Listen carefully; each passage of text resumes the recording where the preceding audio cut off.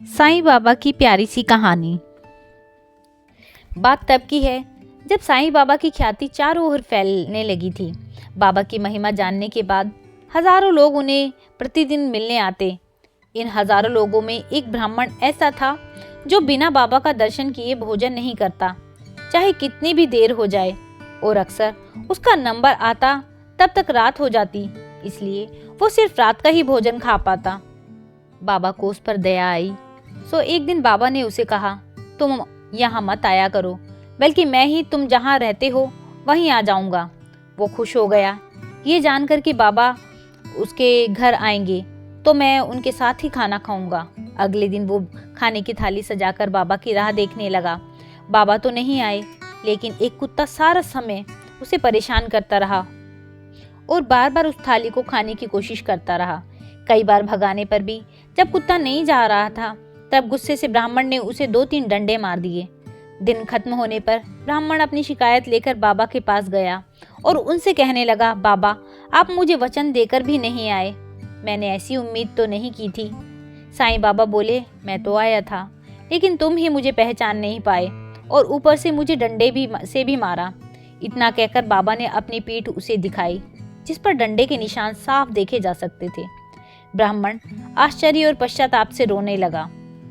बाबा मुझ अज्ञानी को माफ कर दो, मैं आपको पहचान नहीं सका। ब्राह्मण साईं की मिन्नतें करते हुए बोला, बाबा मुझे बस एक मौका और दो, इस बार मैं आपको निराश नहीं करूंगा। बाबा भी उसकी बात मानते हुए बोले, ठीक है मैं आऊंगा। ब्राह्मण खुश होकर अपने घर लौट आया। अगले दिन फिर से थाली सजाकर वो बाबा का इंतजार करने लगा। इस बार वो किसी कुत्ते के अपने द्वार पर आने की बाट जो रहा था, लेकिन उस दिन पता नहीं क्यों उसे एक भी कुत्ता नहीं दिखा।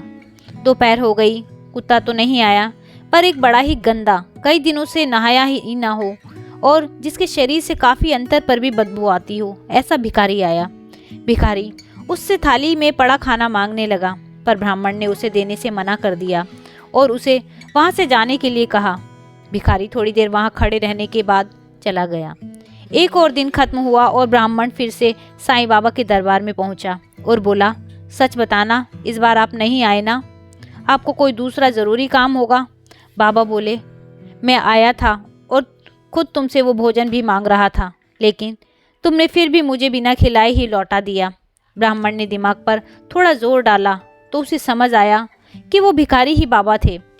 अपनी मूर्खता का पता चलने पर वो बाबा के आगे फूट फूट कर रोने लगा और एक बार बाबा से अपने घर आने के लिए कहने लगा। बाबा ने इस बार मना कर दिया और बोले, इसका कोई फायदा नहीं है, मैं आऊँगा और तुम पहले से ही ठान कर बैठोगे और मुझे कुत्ते या भिखारी में ढूंढोगे। बस तुम इतना जान लो, मैं हर किसी में हूँ, हर जगह हूँ, इसलिए जो भी ज़रूरतमंद नज़र आए उसकी सच्चे मन से मदद कर दो। बस इतना ही काफ़ी है मुझे खुश करने के लिए। दोस्तों, आपको यह साईं बाबा की छोटी सी कहानी कैसी लगी, मुझे कमेंट करके ज़रूर बताइएगा। अगर आपको यह कहानी अच्छी लगी हो तो इस कहानी को लाइक कीजिएगा, शेयर कीजिएगा और मेरे चैनल को सब्सक्राइब कीजिएगा। वीडियो देखने के लिए धन्यवाद।